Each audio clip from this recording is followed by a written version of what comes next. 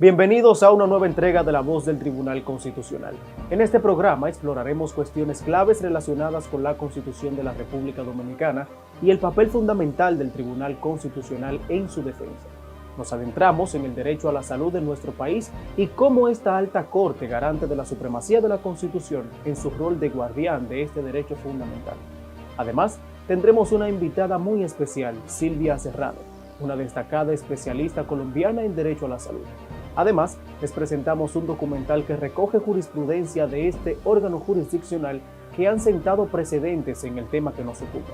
Asimismo, la jurista Brianda Trujillo analiza la sentencia TC 555-17 que evidencia la falta de condiciones de salud necesarias para un recinto carcelario.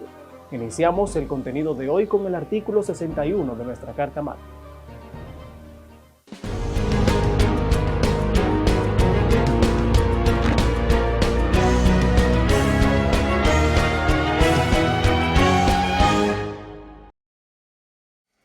Artículo 61. Derecho a la salud. Toda persona tiene derecho a la salud integral. En consecuencia, 1. El Estado debe velar por la protección de la salud de todas las personas, el acceso al agua potable, el mejoramiento de la alimentación, de los servicios sanitarios, las condiciones higiénicas, el saneamiento ambiental, así como procurar los medios para la prevención y tratamiento de todas las enfermedades, asegurando el acceso a medicamentos de calidad y dando asistencia médica y hospitalaria gratuita a quienes la requieran. 2. El Estado garantizará, mediante legislaciones y políticas públicas, el ejercicio de los derechos económicos y sociales de la población de menores ingresos y, en consecuencia, prestará su protección y asistencia a los grupos y sectores vulnerables. Combatirá los vicios sociales con las medidas adecuadas y con el auxilio de las convenciones y las organizaciones internacionales. Como podemos apreciar, este artículo de nuestra Carta Magna reconoce el derecho fundamental de todas las personas a la protección de su salud. Establece que el Estado tiene la responsabilidad de garantizar el acceso a servicios de salud y seguridad social para asegurar que los ciudadanos puedan ejercer este derecho. Además, enfatiza que la atención médica es considerada un bien público, lo que significa que debe estar disponible y accesible para toda la población. El artículo también establece que las instituciones que brindan servicios de salud, ya sean públicas, privadas o de seguridad social, están sujetas a la supervisión y regulación del Estado. Esto implica que el gobierno tiene la responsabilidad de garantizar que los servicios de salud sean de alta calidad y que los ciudadanos estén protegidos contra prácticas de atención médica deficientes o injustas.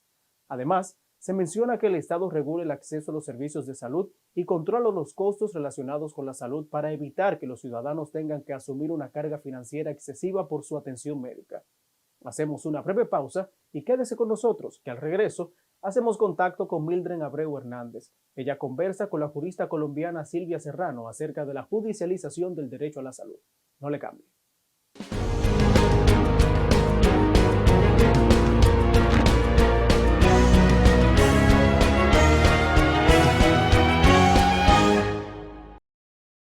El Tribunal Constitucional de la República Dominicana, a través de su Comisión de Igualdad de Género, realiza la primera Feria Constitucional Internacional sobre la Familia y la Igualdad, a celebrarse los días 28 y 29 de septiembre del 2023 en la ciudad de Santo Domingo. Esta actividad tiene como objetivo realizar acciones formativas dentro de un ambiente familiar en aras de fomentar la protección de los derechos de la niñez y los valores de la familia como fundamentos de la sociedad y dirigida a padres, madres, niños, niñas, adolescentes, comunidad jurídica, periodistas, representantes de medios de comunicación y a la ciudadanía en general. El evento internacional contará con un programa cargado de actividades como puesta en circulación de varias obras, taller internacional con perspectiva de género, conversatorios, audiencia simulada del Tribunal Constitucional y diversas conferencias en temas de familia, igualdad entre hombres y mujeres, ciberacoso y protección de la niñez. Accede a www.tc.gov.do e infórmese de todo el programa de actividades que trae la primera Feria Constitucional Internacional sobre la familia y la igualdad. Tribunal Constitucional de la República Dominicana. Constitución y Dominicanidad. Del 12 al 14 de octubre del presente año, el Tribunal Constitucional de la República Dominicana organiza en Santiago de los Caballeros la primera jornada Ulises Francisco Espaillat. En esta gran cita que nos convoca nuestra Alta Corte Constitucional, estarán con nosotros reconocidos juristas internacionales, como lo es Alan Brewer Carías, el profesor Gerardo Eto Cruz y otros, así como juristas nacionales, incluyendo todos los magistrados del Tribunal Constitucional y destacados especialistas del derecho constitucional de la República Dominicana, en particular de Santiago de los Caballeros, que es también ciudad constitucional. Los esperamos del 12 al 14 de octubre. La cita es ineludible, infaltable. Allá nos vemos.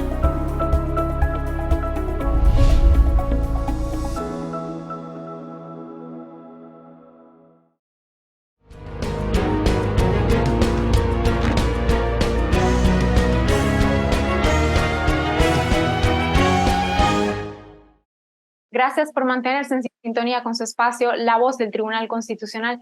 Hoy abordamos un tema sumamente importante para la población dominicana y me refiero a la salud, pero un enfoque directamente relacionado con su justiciabilidad desde un ámbito comparado del derecho constitucional, y para ello nos acompaña la jurista colombiana Silvia Serrano.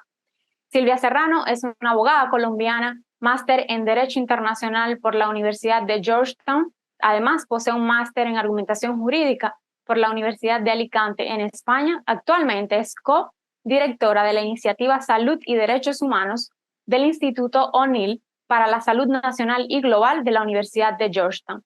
Anteriormente se desempeñó como coordinadora de la sección de casos de la Comisión Interamericana de Derechos Humanos. Bienvenida, Silvia. Muchas gracias y agradezco al Tribunal Constitucional por esta invitación. Gracias a ti. Silvia, cuando hablamos de derechos humanos y sobre todo si incluimos los DESCA, es decir, los derechos económicos, sociales, culturales y ambientales, muchas veces los estados consideran que simplemente tienen una obligación de carácter prestacional, es decir, en la progresividad de lo que sus bienes económicos le permitan invertir, y esto abarca penosamente justamente el derecho a la salud y la justiciabilidad de este. Me gustaría iniciar esta conversación preguntándote sobre ¿qué es ese principio de justiciabilidad que abarca los derechos humanos? Muy bien. Bueno, la idea de justiciabilidad tiene que ver con una cuestión de eficacia de los derechos. Si los derechos están solamente nombrados en las constituciones o en los tratados internacionales de derechos humanos, pero no cuentan con mecanismos para hacerlos efectivos ante violaciones posibles de ese derecho, pues hay un problema fundamental de eficacia porque no hay cómo exigir esos derechos. Así que la justiciabilidad tiene que ver con las posibilidades de exigir el cumplimiento de las obligaciones de los estados o de instituciones específicas del estado con relación a ese derecho para lograr la eficacia de los derechos y que no se quede pues en meras declaraciones de voluntad. Como ya apuntaba, precisamente los derechos económicos y sociales, donde está incluido el derecho a la salud, tienden a ser derechos que el Estado considera una carga económica, por así decirlo. Así que hay ciertas prerrogativas y a la hora de garantizarlo tiende a tener siempre un asterisco, un pero a la hora de hacerlo. Y por eso me gustaría preguntarte, ¿dónde radica la importancia de la justiciabilidad del derecho a la salud? Sí, bueno, quizá un primer comentario sobre lo primero que decías y que tiene que ver con esa creencia que en realidad es un mito de que los derechos económicos, sociales y culturales son los que requieren recursos. En realidad esto pues es digamos, una creencia bastante obsoleta que se ha venido modificando con el tiempo a través de muchos argumentos, pero algunos de los principales es que tanto los derechos civiles y políticos como los derechos económicos, sociales y culturales pueden requerir en algunos de sus componentes de recursos, es decir, la necesidad de contar con recursos económicos no es exclusiva ni es un monopolio de los derechos económicos, sociales y culturales. Por ejemplo, para poder hacer elecciones y garantizar los derechos políticos, los estados tienen que utilizar recursos económicos. Para brindar recursos judiciales efectivos, los estados tienen que utilizar recursos económicos para crear un sistema judicial capaz de brindar respuestas a los ciudadanos. Entonces, es una creencia un poco equivocada, y también porque hay ciertos componentes de los derechos económicos, sociales y culturales que no requieren de recursos. Aplicado esto al derecho a la salud, por ejemplo, el derecho a la salud tiene una dimensión no solamente prestacional, que sí está relacionada con recursos, pero también tiene una dimensión de autonomía. Por ejemplo, el consentimiento informado en materia de salud no necesita recursos, la adopción, la toma de decisiones autónomas en materia de salud sexual y reproductiva tampoco requiere necesariamente de recursos, o contenidos de prevención, como por ejemplo adoptar medidas regulatorias para regular el comportamiento de actores privados, por ejemplo, que inciden en la prevalencia y en la epidemia de las enfermedades no transmisibles. Entonces, regulaciones, medidas para asegurar algunos componentes de autonomía y de libertad del derecho a la salud no necesariamente requieren de recursos. Así que creo que esa mirada de los derechos civiles y políticos no requieren recursos y los derechos económicos, sociales y culturales siempre requieren recursos es una mirada reduccionista y en realidad que no es ajustada a la realidad. Puntualmente respecto del derecho a la salud, bueno, el derecho a la salud es uno de los derechos económicos, sociales y culturales más vinculados con no solamente la vida de las personas, porque atenciones inadecuadas en salud o incumplimiento de los deberes de prevención pueden dar lugar a efectos y afectaciones severas a la integridad personal de las personas e incluso poner a las personas en riesgo de vida respecto de situaciones que podrían ser prevenibles o que con un tratamiento adecuado hubieran podido conllevar a que no se pusiera en riesgo la vida.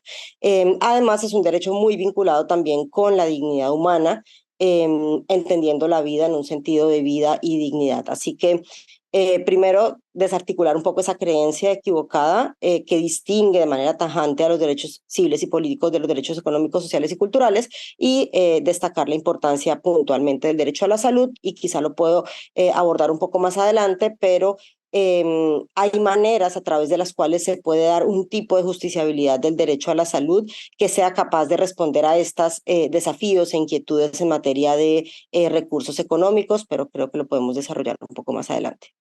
Sí, claro. Y efectivamente, como lo mencionas, esa separación generacional que se ha dado de los estados, para algunos de manera conveniente, lo considera la doctrina, y el hecho de que inclusive los sistemas de justicia también en algunos países, una mayoría importante, sobre todo en Latinoamérica, durante largos años habían asumido precisamente que el Estado no tenía esa obligación y que por lo tanto ellos tampoco como actores de justicia tenían por qué razón permitir ese acceso a la exigibilidad y la justiciabilidad de los derechos económicos, sociales y culturales, incluido un derecho tan importante como el derecho a la salud. Y precisamente por esto me gustaría preguntarte, ¿consideras que las constituciones de la región, de nuestros países latinoamericanos, permiten esa exigibilidad y justiciabilidad del derecho a la salud? Muy bien. Sí, creo que la gran mayoría de las constituciones de una u otra manera permiten que se haga esta justiciabilidad a través del ejercicio del poder judicial, a través de distintas maneras. Hay algunas constituciones en las cuales el derecho a la salud no está contemplado como un derecho individual, sino como una aspiración, o se plantea como vinculado con la salud pública, pero no necesariamente como un derecho individual. Y en ese tipo de casos, el Poder Judicial tiene la alternativa, como lo han hecho muchos países de la región e incluso organismos internacionales durante periodos importantes de tiempo, de hacer justiciable el derecho a la salud a través de su conexidad con derechos tradicionalmente considerados civiles y políticos, como el derecho a la vida, perdón, como el derecho a la vida o el derecho a la integridad personal, el derecho a la no discriminación, el derecho, por ejemplo, a la libertad, la autonomía, la privacidad, Entonces hay muchos componentes del derecho a la salud que se vinculan con otros derechos civiles y políticos y por esa vía se puede hacer justiciable el derecho a la salud. Hay otras jurisdicciones en las cuales esa justiciabilidad se da por la vía de la aplicación directa de un derecho autónomo a la salud. Y en algunas ocasiones se ha evolucionado desde la perspectiva de conexidad hacia una perspectiva de justiciabilidad autónoma del derecho a la salud, que fue algo que pasó, por ejemplo, en mi país, en Colombia.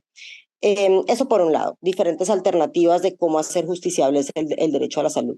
Por otro lado, la justiciabilidad del derecho a la salud no necesariamente plantea desafíos de recursos o no siempre plantea desafíos de recursos.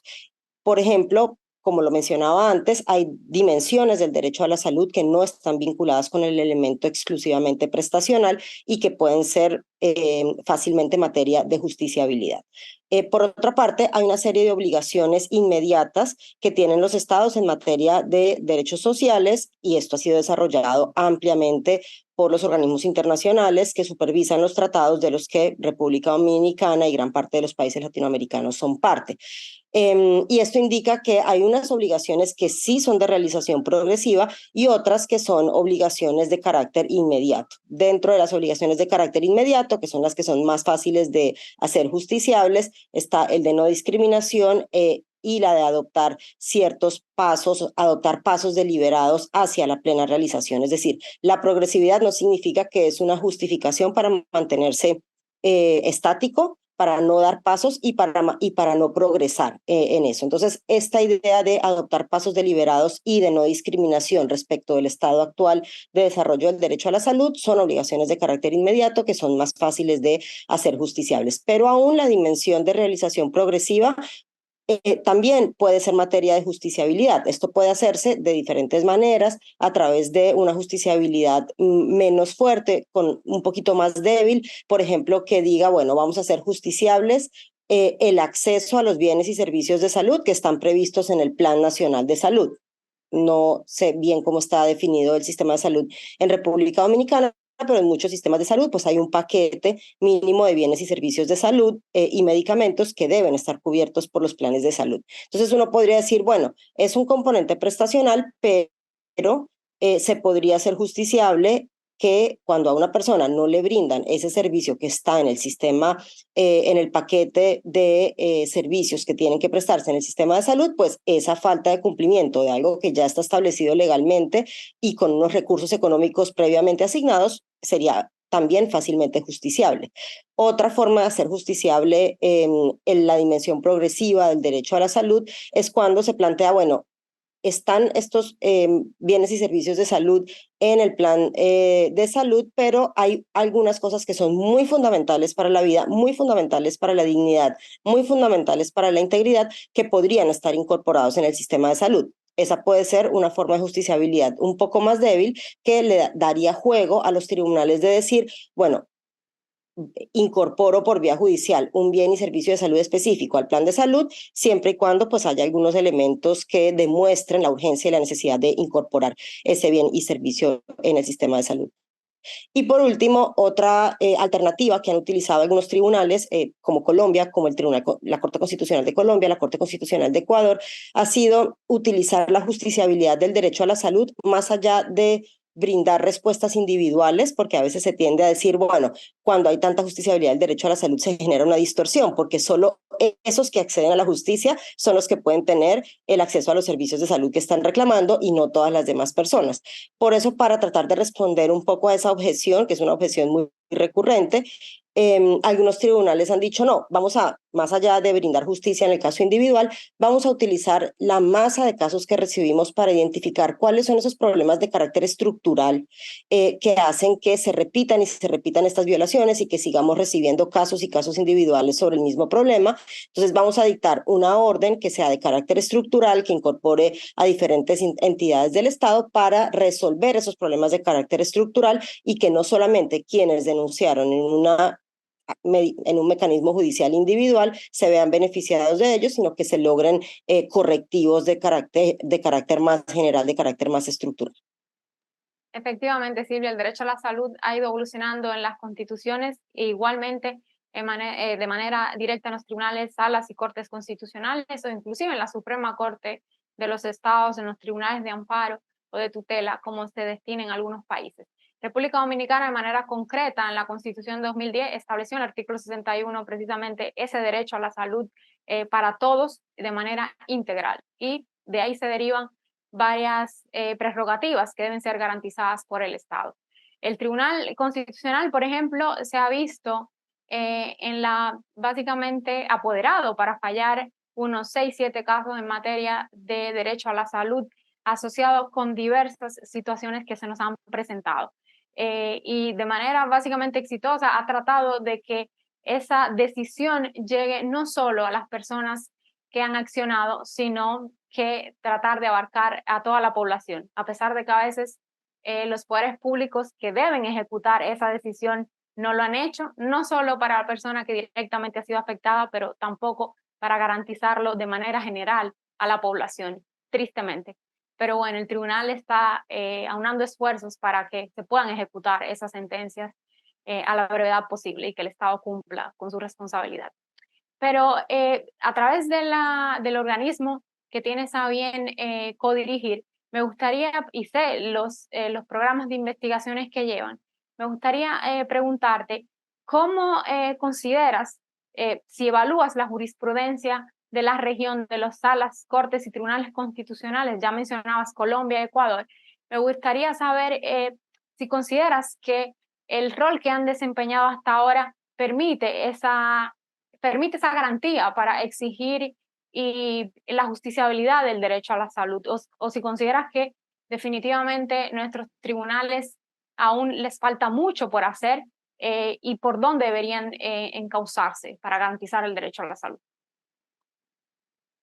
Mira, yo creo que hay una experiencia bastante variada de justiciabilidad del derecho a la salud, donde hay países que realmente tienen unas limitaciones muy grandes para llevar a cabo esa justiciabilidad de manera adecuada. Por ejemplo, Chile es un país que en su constitución actual, aunque sabemos que está en este momento en proceso de un cambio constitucional, Chile en su propia constitución indica que el recurso de protección, que es la vía constitucional para exigir derechos fundamentales y se llama recurso de protección en Chile, ese recurso no aplica al derecho a la salud y lo dice directamente la Constitución. Entonces hay una disposición constitucional que ya es un obstáculo para lograr esa justiciabilidad, así que solamente se puede traer al Poder Judicial temas vinculados al derecho a la salud cuando hay un problema de discriminación o cuando hay un problema de afectación a la vida. Eso limita enormemente el marco completo de posibilidades que hay para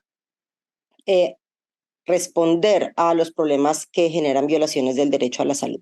Pero esas son algunas excepciones. Realmente hay una práctica judicial muy positiva en la región en términos de justiciabilidad del derecho a la salud, particularmente en temas prestacionales, aunque parezca paradójico, que es una de las objeciones principales, pero gran parte de la práctica judicial del derecho a la salud tiene que ver con dimensiones prestacionales, y en ese tema creo que el problema fundamental no es el rol de los tribunales constitucionales, sino es un problema de eficacia, de cumplimiento de las decisiones de los tribunales o cortes constitucionales. Nuevamente en Colombia, por ejemplo, pues desde el año 2008 se dictó una gran sentencia estructural sobre el tema de resolver los problemas del derecho a la salud, y muchos de ellos siguen siendo reiterativos y las personas siguen teniendo que acudir caso a caso individualmente a pedir el acceso a servicios, llegando a una situación inaceptable en la cual las entidades prestadoras de salud, cuando la persona viene a pedir un servicio, le dicen ya, usted vaya y presente una acción de tutela y vuelva, ¿no? O sea, ya se convirtió en una naturalización del uso del Poder Judicial para acceder a bienes y servicios de salud, lo cual sí puede generar una distorsión.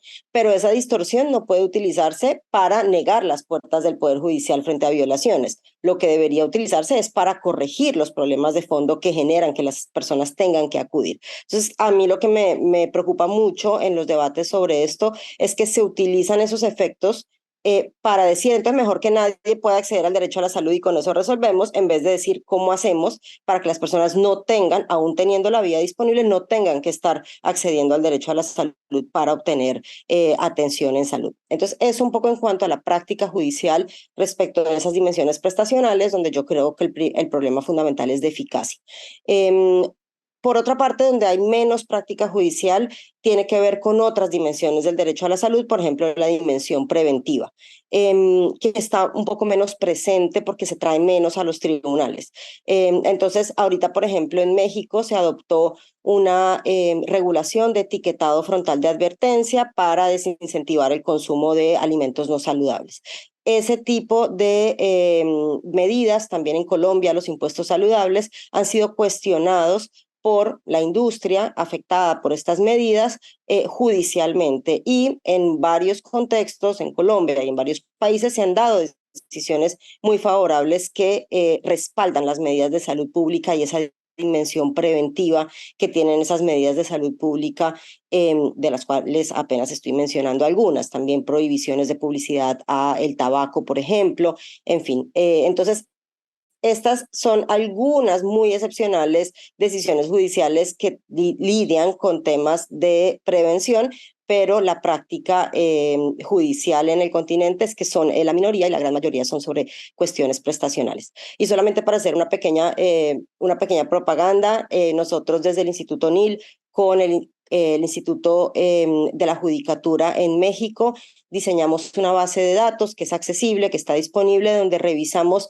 las sentencias más emblemáticas sobre derecho a la salud en todo el continente y elaboramos unas fichas que explican cuál es el contenido fundamental de esas decisiones, así que lo pongo a disposición para quienes estén interesados en profundizar sobre esa mirada, digamos, a nivel regional de la práctica de justiciabilidad del derecho a la salud. Muchísimas gracias, Silvia. Y sí, claro, lo acogemos y recibimos esa información inclusive para ponerla a disposición de los televidentes de este espacio, que además le puede impulsar al hecho de accionar más, de accesar a la justicia en busca de ese derecho a la salud que se le ha conculcado de algún momento determinado, de que muchas veces en Latinoamérica, República Dominicana, sobre todo, tienden a decir, mejor lo dejamos ahí porque no hay posibilidad de ganancia de causa. Será un trayecto muy largo en la justicia nacional, así que mejor que se quede hasta ahí la situación.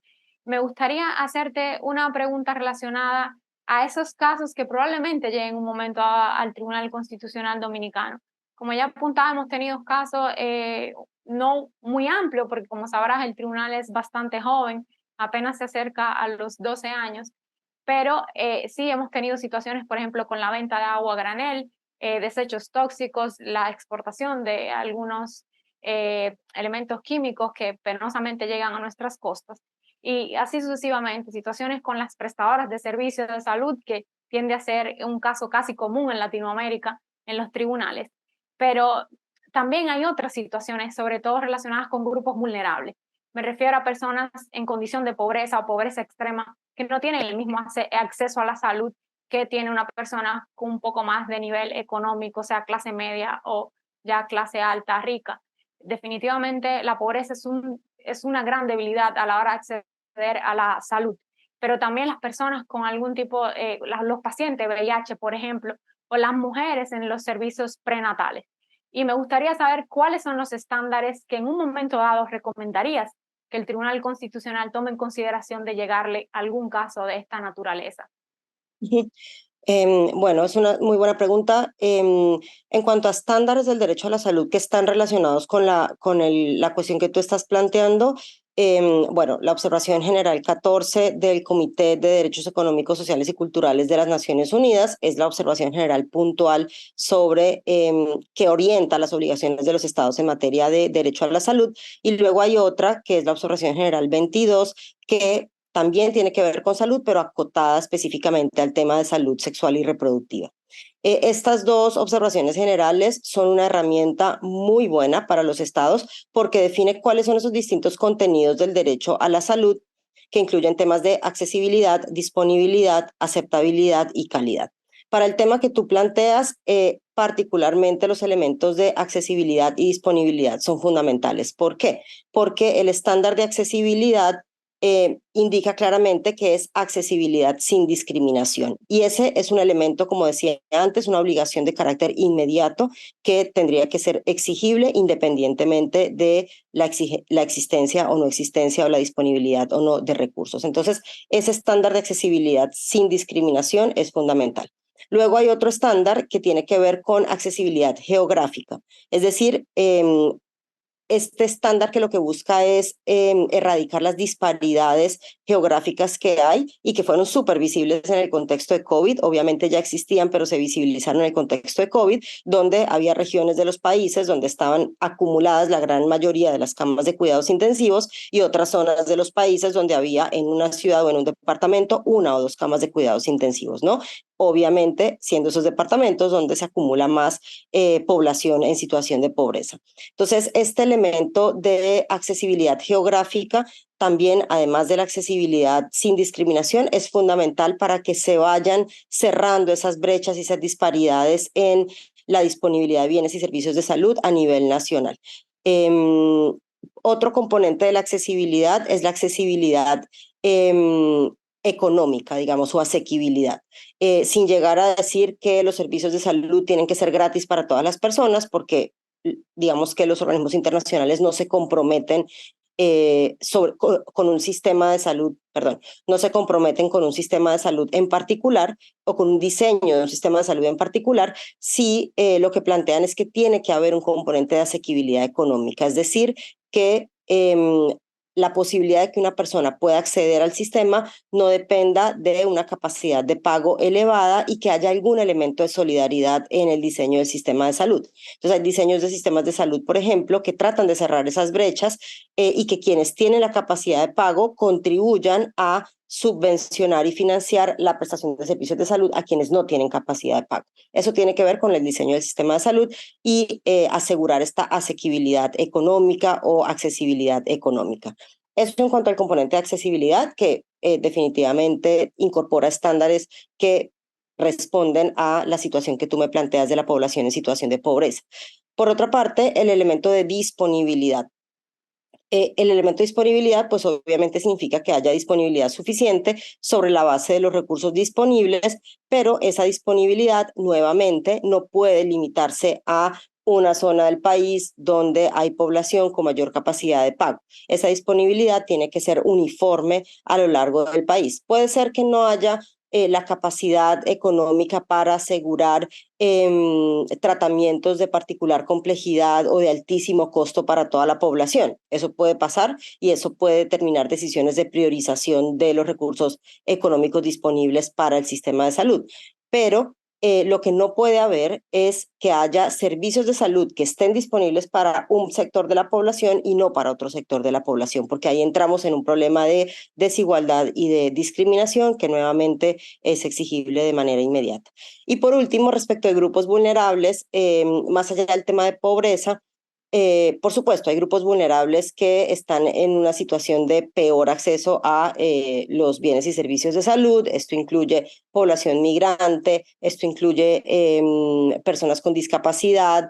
En muchos países incluye la cuestión racial, personas que han sido víctimas de racismo estructural, en fin, diferentes digamos, factores de vulnerabilidad que muchas veces operan de manera interseccional, ¿no? Muchas veces una persona migrante, además es una persona afrodescendiente y por esa intersección de elementos tiene un acceso muy limitado a los bienes y servicios de salud, por ejemplo, o a veces hay una situación de pobreza con discapacidad que hace que aún sea más agravada, esa intersección haga que sea aún más agravada esa posibilidad de acceso.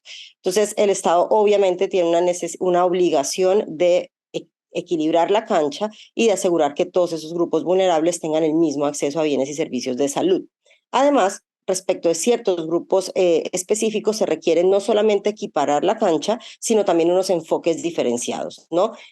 La salud sexual y reproductiva de las mujeres, por ejemplo, requiere unos enfoques diferenciados. El acceso a la salud de las personas con discapacidad requiere medidas de habilitación, rehabilitación, que tienen también unas finalidades y unos enfoques determinados. Lo mismo con las personas mayores y atención al final de la vida.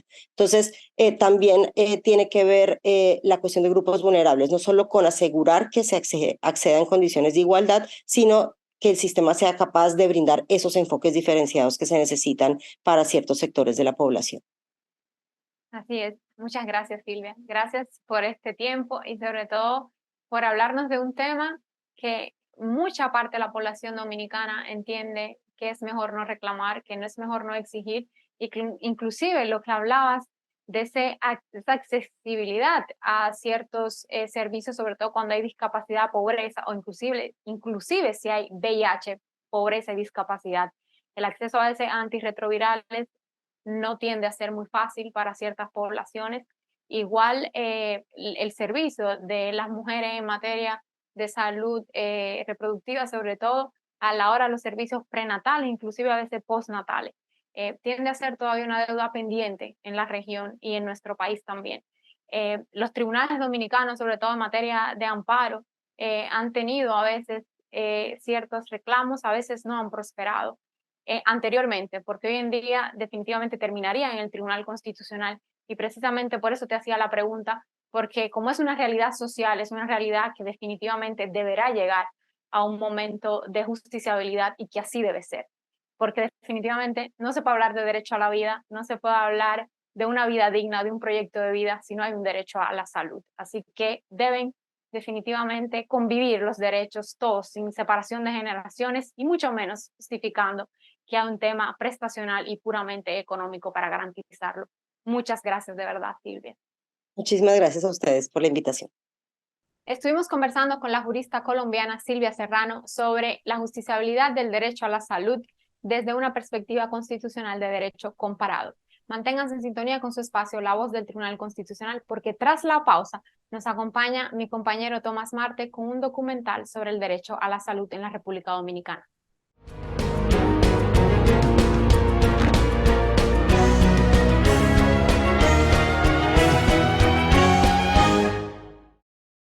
En octubre, el Tribunal Constitucional de la República Dominicana realiza en la ciudad de Santiago la primera jornada constitucional Ulises Francisco Espaillat, con la participación de expertos nacionales e internacionales. Esta actividad tiene como objetivo promover el conocimiento en materia constitucional a la comunidad jurídica de la región norte del país y fomentar la cultura constitucional en la ciudadanía, resaltando la memoria de una de las figuras más ilustres de los acontecimientos patrióticos y de la vida política nacional. A realizarse del 12 al 14 de octubre del 2023 en el Teatro de la Pontificia Universidad Católica Madre y Maestra Campus Santiago. Para más información sobre la primera jornada constitucional Ulises Francisco Espaillat, accede a www.tc.gov.do. Tribunal Constitucional de la República Dominicana. Constitución y Dominicanidad. Si estás en Santiago o cualquier provincia cercana, el Tribunal Constitucional ahora está más cerca de ti. Tramita tus solicitudes y expedientes visitando nuestras oficinas ubicadas en la calle Dr. Arturo Grullón, número 2, local 2, en los Jardines Metropolitanos, Santiago de los Caballeros. Para conocer más detalles sobre los servicios que ofrece esta alta corte en la región norte, puedes llamar al 809-274-4445, extensiones 1213, 1216 y 1217. Tribunal Constitucional de la República Dominicana. Constitución y Dominicanidad.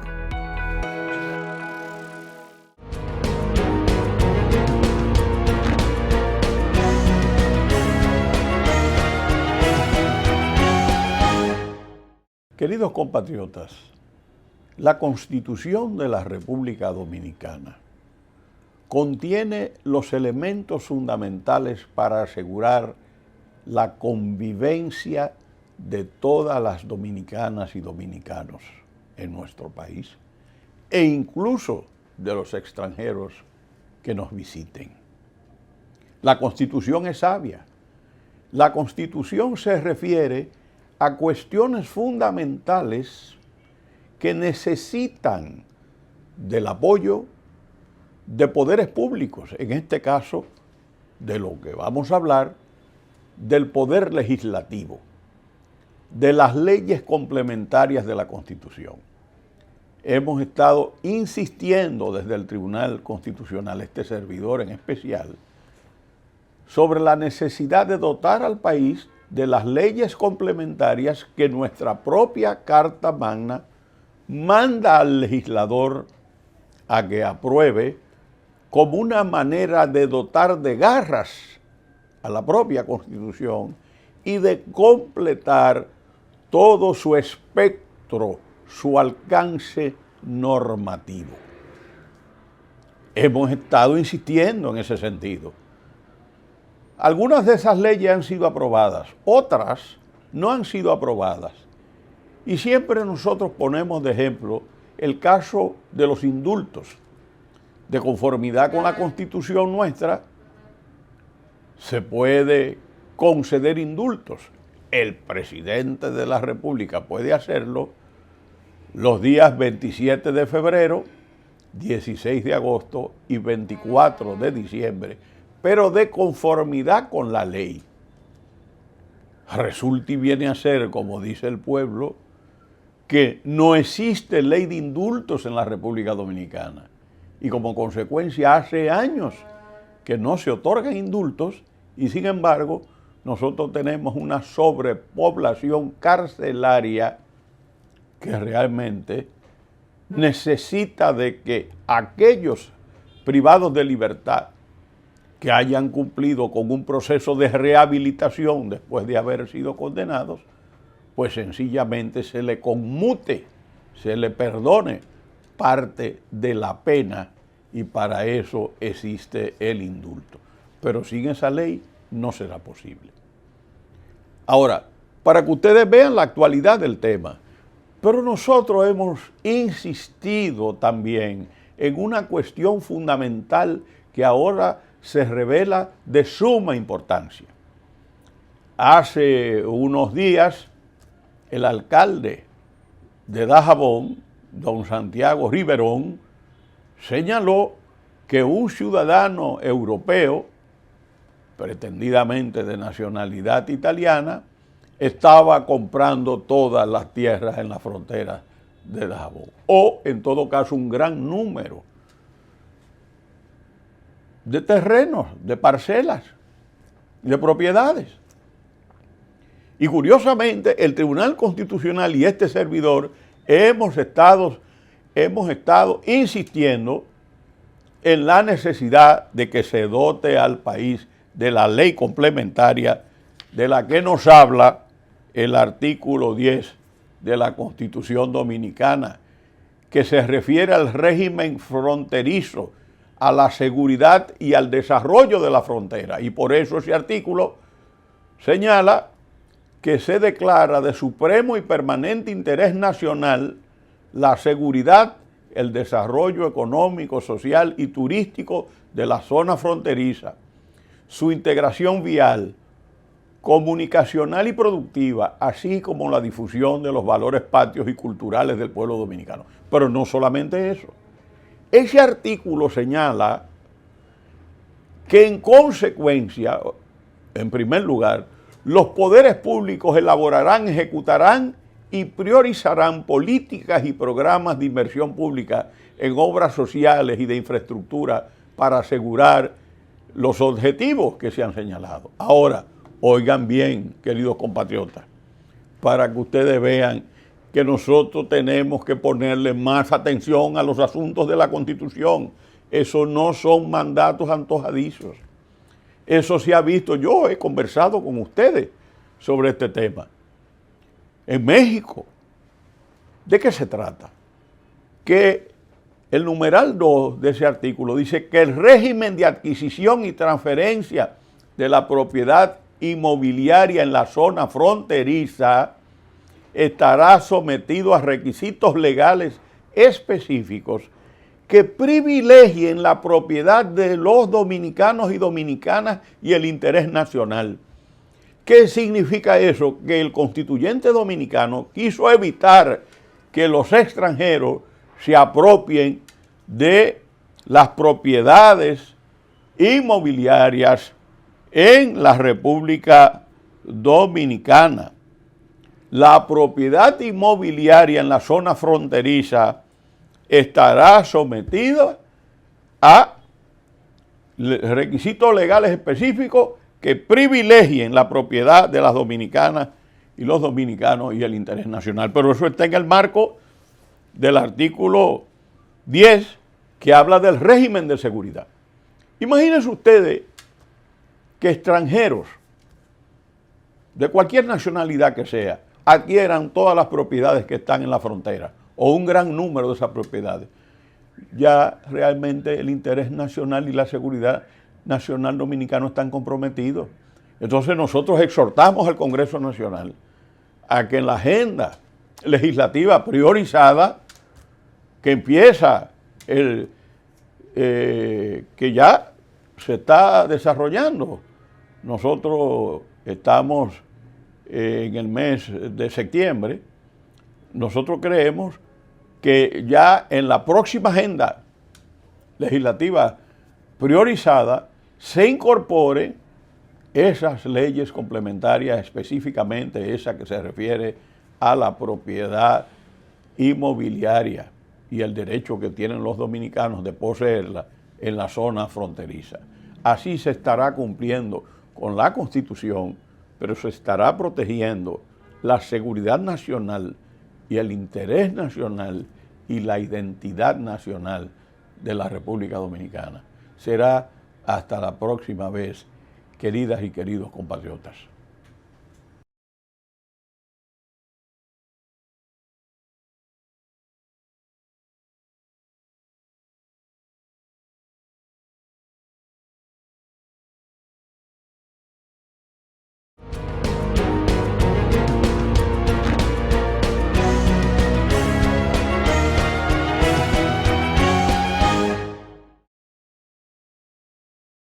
Hola, soy Brianda Trujillo, letrada del despacho del magistrado Víctor Joaquín Castellanos Pizano, juez miembro del Tribunal Constitucional. En el día de hoy les hablaré de manera breve pero detallada sobre la sentencia 555-17, dictada por el Tribunal Constitucional el 26 de octubre del 2017, que identifica y destaca los derechos fundamentales intocables de las personas privadas de libertad. Este caso se originó a raíz de una acción de amparo presentada por la Oficina de la Defensa Pública del Distrito Judicial de La Romana en representación de los detenidos en la cárcel preventiva de La Romana y el destacamento de la Caleta, contra la Procuraduría General de la República y su representante provincial. La Cámara Penal del Juzgado de Primera Instancia del Distrito Judicial de La Romana, apoderada del conocimiento del caso, mediante la sentencia 140-2016 de fecha 2 de noviembre de ese mismo año, acogió parcialmente esta acción de amparo. Esta decisión fue sumamente detallada en sus disposiciones, ordenando a la Procuraduría a tomar medidas concretas. Número 1, descongestionar la cárcel preventiva La Caleta. Número 2, realizar un censo de presos para conocer la cantidad exacta de detenidos y determinar quiénes estaban sujetos a medidas de coerción. Número 3, trasladar a los detenidos con medidas de coerción a centros de rehabilitación creados por el Estado para ese fin. Número 4, proveer alimentos y herramientas de aseo personal a los reclusos al menos 2 veces al día. Número 5, destruir una tabla puesta en la celda 0 en la cárcel preventiva ubicada en el Palacio de Justicia de La Romana. Número 6, realizar un levantamiento de la cantidad de presos privados de libertad a los cuales no se les había conocido medidas de coerción. A fines de regularizar esta situación, el juez de amparo otorgó a la Procuraduría General de la República un plazo de 30 días a partir de la notificación de la sentencia para llevar a cabo estas medidas correctivas. No conforme con la decisión del juez de amparo, la Procuraduría General de la República interpuso un recurso de revisión constitucional argumentando que algunos de los mandatos ordenados por el juez de amparo eran de naturaleza estatal y no podían ejecutarse en 30 días y que imponerse unas 30 no era factible. El Tribunal Constitucional respondió a este planteamiento de revisión realizando una clasificación de los derechos de los reclusos. En primer lugar se refirió a los derechos suspendidos, aquellos que se suspenden como consecuencia directa de la pena impuesta al imputado. Ejemplos de estos derechos son la libre locomoción y los derechos políticos, como el derecho al voto. En segundo lugar, el tribunal se refirió a los derechos fundamentales intocables de los presos, aquellos que permanecen intactos, ya que se derivan directamente de la dignidad del ser humano. Ejemplos de estos derechos son el derecho a la vida y el derecho al debido proceso. En tercer lugar, se destacaron los derechos restringidos, aquellos limitados debido a la especial sujeción de los internos al Estado. Esta restricción es válida siempre que se ajuste a los principios de razonabilidad y proporcionalidad. Entre los derechos restringidos se encuentran el derecho a la intimidad personal y familiar, de reunión, de asociación, libre desarrollo de la personalidad, al trabajo y a la educación. El Tribunal Constitucional consideró que en virtud de la Constitución Dominicana, todos los ciudadanos, incluso aquellos en prisión, tienen derechos constitucionales que no pueden ser objeto de restricción. Esto incluye derechos como el derecho a la vida, el derecho a la salud, la integridad personal, la dignidad humana y el honor personal. En ese orden, enfatizó que la falta de infraestructura adecuada y la sobrepoblación en las cárceles violaban la dignidad humana y la integridad personal de los reclusos. Por lo tanto, destacó la responsabilidad de la Procuraduría General de la República en definir la política penitenciaria del Estado y tomar medidas concretas para garantizar el respeto de los aludidos derechos fundamentales de los reclusos. En resumen, esta decisión subraya la importancia de proteger los derechos de las personas privadas de libertad y la responsabilidad del Estado en garantizar condiciones dignas en el sistema penitenciario y carcelario.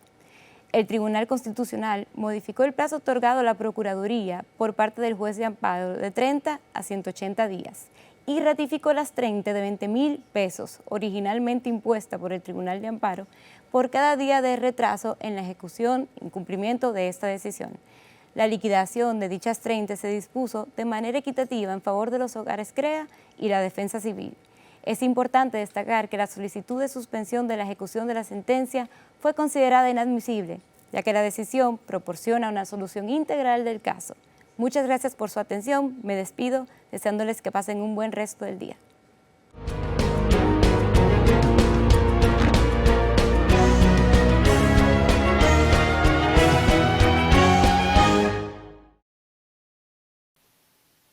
Seguimos con más de La Voz del Tribunal Constitucional. En las efemérides constitucionales de esta semana, hacemos un recorrido histórico sobre los acontecimientos ocurridos el 19 de septiembre de 1899, donde el presidente del gobierno provisorio de la República, de ese entonces el político y militar Horacio Vázquez, emite un decreto en procura de garantizar el orden constitucional para organizar y celebrar las elecciones de ese año.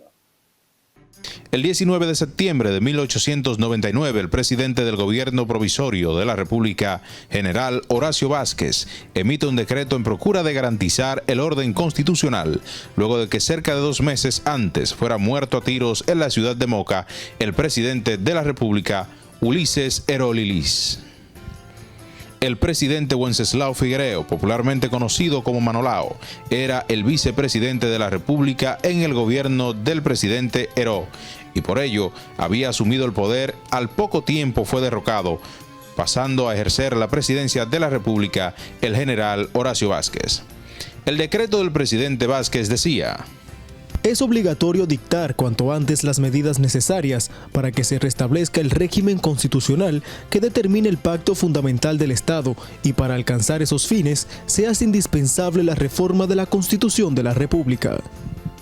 El gobierno provisional de Vázquez dispuso que se convocara al pueblo a asambleas primarias para la formación de los colegios electorales. Establecía, además, que el Congreso Nacional que resultara electo se reuniera para conocer el mensaje del gobierno y la reforma constitucional que éste indique. El gobierno de Horacio Vázquez comprendió los meses de agosto a noviembre de 1899. Convocó a elecciones y solo participó Juan Isidro Jiménez, quien ganó el proceso comicial con Vázquez en la vicepresidencia.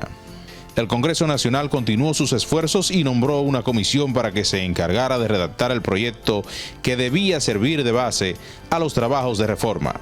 Esta comisión la conformaron, entre otros, los diputados Emilio Prudón, Rafael J. Castillo y Manuel Ubaldo Gómez. La convulsa situación política dificultó el proceso de reforma. Sobrevinieron cambios en el mando político. Horacio Vázquez volvió al poder, pero Por efecto de la insurrección de marzo de 1903, es destituido Vázquez y sobreviene un gobierno revolucionario el 21 de mayo de 1903 y emite un decreto que restablece en su fuerza y vigor la Constitución de la República del año 1896. El 1 de agosto de 1903 se constituyó el gobierno definitivo del general Alejandro Woz y Gil. Este, antes de los 3 meses, fue destronado por el triunfo de la Revolución de Puerto Plata, asumiendo provisionalmente la presidencia de la República el general Carlos Morales Languasco en octubre de 1903.